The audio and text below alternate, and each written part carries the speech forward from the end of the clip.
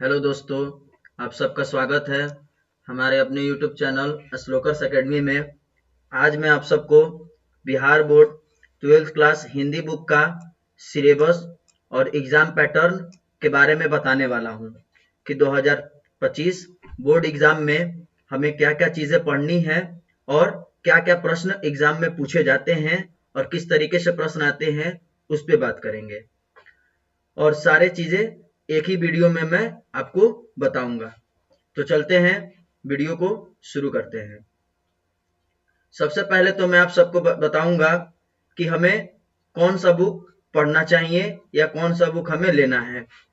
Book हमारा होगा दिगंत भाग 2, जो कि इसका ये फिगर है बुक का कि कौन सा बुक लेना, हमें दिगंत भाग 2 लेना है। दिगंत भाग 2 12th क्लास के लिए है और दिगंत भाग 1 11th क्लास के लिए है। अब इस बुक में हमें क्या क्या चीजें दी गई हैं, तो सबसे पहले हम लोग उसको देखते हैं, यानी सिलेबस को।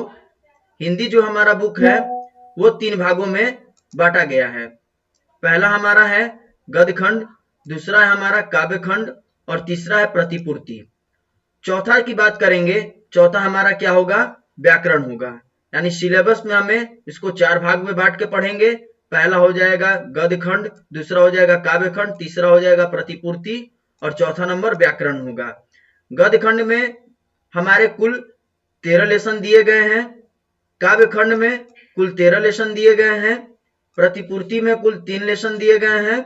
व्याकरण की अगर हम लोग बात करेंगे तो इसमें हमें 20 से 22 पाठ को पढ़ना है, ठीक। और एक चीज ये मैं बता दूं आपको, जो प्रतिपूर्ति है हमारा, इसमें कुल 3 लेसन जो दिए गए हैं, तो इसमें ना प्रश्न उत्तर है और ना ऑब्जेक्टिव दिए गए हैं। बस इसमें हमें कहानी दी गई है, उसको पढ़ना है और उससे हमें प्रश्न, ऑब्जेक्टिव प्रश्न बनाना है।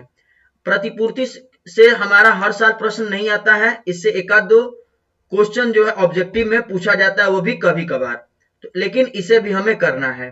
गद्य खंड में याद रखना है कि 13 लेसन इसमें है, 13 लेसन काव्य खंड में भी है। टोटल दोनों को मिला करके 26 लेसन हुआ। आगे अगर हम लोग चलेंगे तो आगे हमें पढ़ना है कि गद्य खंड और काव्य खंड और प्रतिपूर्ति जो है, इसमें हमें क्या क्या चीजें कैसे कैसे पढ़नी है। तो सबसे पहले गद्य खंड की बात करेंगे तो पहला हमारा नंबर होगा कि पाठ का लेखक परिचय पढ़ेंगे। उसके बाद दूसरा नंबर हमारा होगा कि पाठ को पढ़ेंगे, जो पाठ दिया रहेगा। उसके बाद हम पढ़ेंगे पाठ का सारांश, यानी जो पाठ हम लोग पढ़ लेंगे तो उसका समरी करेंगे, यानी शॉर्ट में उस पाठ को देखेंगे। इसके बाद हम लोग क्या करेंगे, वस्तुनिष्ठ प्रश्न बनाएंगे पाठ से, यानी जो लेखक परिचय दिया रहेगा, जो पाठ को पढ़ेंगे उससे हम लोग क्या करेंगे, वस्तुनिष्ठ प्रश्न बनाएंगे।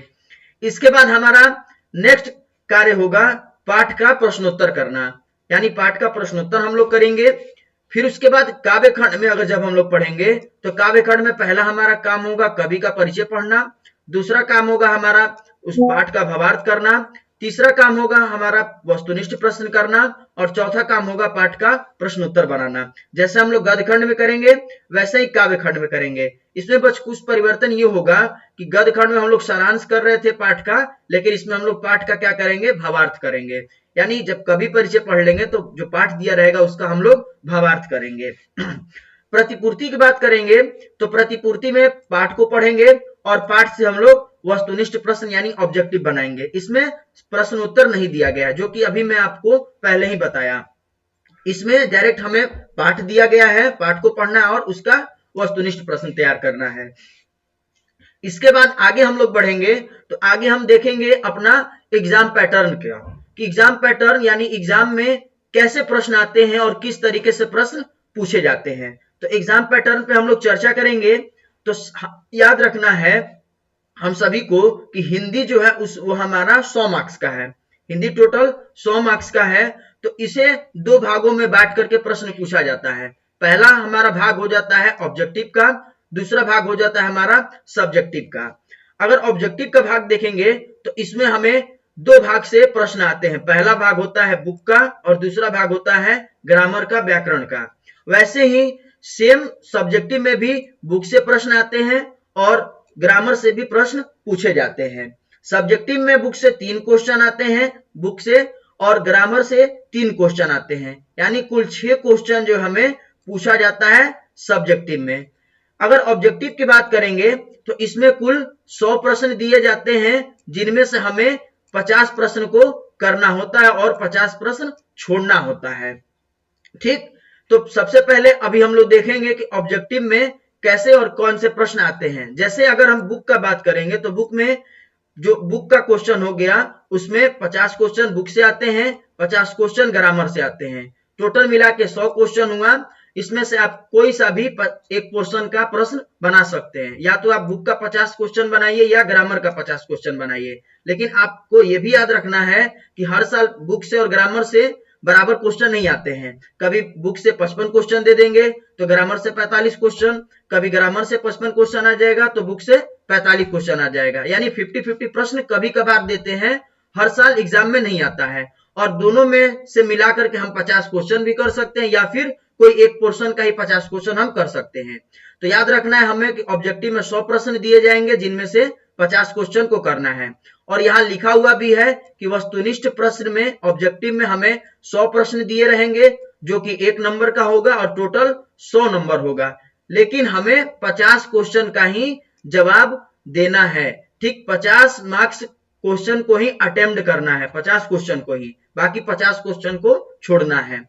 वैसे ही हमें अगर सब्जेक्टिव की बात करेंगे विषयनिष्ठ प्रश्न का, तो विषयनिष्ठ प्रश्न में हमें भी 50 क्वेश्चन जो 50 नंबर का होगा, ऑब्जेक्टिव में तो 50 क्वेश्चन हो जाएगा, लेकिन विषयनिष्ठ प्रश्न में हमें 50 नंबर का 6 क्वेश्चन दिया रहेगा, यानी 3 क्वेश्चन बुक से, 3 क्वेश्चन ग्रामर से। अगर पहला क्वेश्चन बात करेंगे सब्जेक्टिव क्वेश्चन में तो वो निबंध रहेगा। निबंध में कुल हमें 6 क्वेश्चन दिए रहेंगे, जिनमें से एक प्रश्न को करना है और 5 प्रश्न को छोड़ देना है। और निबंध जो है एक जो करना है हमें वो 8 नंबर का होगा, यानी कुल हमें 8 मार्क्स मिलेंगे, 8 नंबर मिलेंगे निबंध बनाने पे। और उनमें से 6 में से एक करना है, 5 छोड़ना है। दूसरे नंबर अगर प्रश्न की बात करेंगे विषयनिष्ठ प्रश्न में, तो वो सप्रसंग व्याख्या होता है। सप्रसंग व्याख्या में हमें कुल 4 प्रश्न दिए रहेंगे, जिनमें से 2 को हमें बनाना होता है। एक व्याख्या का क्वेश्चन जो है वो 2 क्वेश्चन करना है, तो एक व्याख्या का क्वेश्चन हमें 4 नंबर का होगा और 2 करना है तो हमें 8 नंबर मिलेंगे। निबंध में याद रखिएगा कि एक ही करना है तो वो 8 नंबर का हो गया, और व्याख्या जो हमारा 2 क्वेश्चन करना है 4-4 नंबर का, तो ये हो गया 8 नंबर। ठीक, इसके बाद आगे बात करेंगे तीसरे नंबर प्रश्न की वस्तुनिष्ठ विषयनिष्ठ प्रश्न में, तो वो हमारा तीसरा नंबर होगा आवेदन पत्र, और उसके बाद पत्र होगा, ये अथवा में दिया रहेगा। ठीक, विषयनिष्ठ प्रश्न में आवेदन पत्र और पत्र अथवे में दिए रहेंगे, जिनमें से एक करना है, और उस पे हमें 5 नंबर दिए रहेंगे, यानी इसमें हमें कुल 5 मार्क्स मिलेंगे। वैसे ही अगर आगे बढ़ेंगे तो आगे हमारा प्रश्नोत्तर रहेगा। प्रश्नोत्तर 2 तरीके से होंगे, एक होगा लघुत्तरीय प्रश्न और एक होगा दीर्घोत्तरीय प्रश्न। लघुत्तरीय प्रश्न में 10 क्वेश्चन दिए रहेंगे, यानी 10 प्रश्न, उनमें से 5 प्रश्न को करना है, 5 को छोड़ना है। एक प्रश्न जो है 2 नंबर का होगा, 5 करेंगे तो हमें 10 मार्क्स मिलेंगे। वैसे ही अगर दीर्घोत्तरीय प्रश्न की बात करेंगे तो इनमें 6 क्वेश्चन दिए रहेंगे, जिनमें से 3 क्वेश्चन को करना है, 3 प्रश्न को करना है और 3 को छोड़ना है। तो एक प्रश्न हमारा 5 नंबर का होगा, तो 3 प्रश्न कुल मिलाकर के 15 नंबर का होगा। ठीक, वैसे ही आगे बढ़ेंगे तो अगला नंबर जो प्रश्न होगा हमारा वो संक्षेपण होगा। संक्षेपण जो हमें 2 प्रश्न दिए रहेंगे और इनमें से एक प्रश्न को करना है और एक प्रश्न को हमें छोड़ देना है। 2 प्रश्न दिया रहेगा, जिनमें से एक प्रश्न को हमें करना है। जो एक प्रश्न संक्षेपण का करना है हमें, तो वो कितने मार्क्स का होगा, तो 4 नंबर का होगा, और एक हमें करना है तो इसमें हमें कुल 4 नंबर मिलेंगे। तो सभी अगर प्रश्नों के नंबर को जोड़ेंगे तो कुल मिलाकर के 50 नंबर का हमारा सब्जेक्टिव क्वेश्चन होता है, और हमें 100 क्वेश्चन में से 50 क्वेश्चन जो है ऑब्जेक्टिव का करना होता है, यानी 100 नंबर का हिंदी का पेपर होता है, और दोनों पोर्शन से हमें करना है, बुक से और ग्रामर से। नेक्स्ट वीडियो में जो है हम आप सभी को जितने भी पाठ में पाठ का नाम, लेखक का नाम दिया गया है, मैं उसको बताऊंगा। तो आप सभी लोग हमारे चैनल को सब्सक्राइब कर लीजिए और बेल आइकन को दबा दीजिए, जिससे हर अपडेट आप लोगों तक जल्द से जल्द पहुंच जाए। धन्यवाद।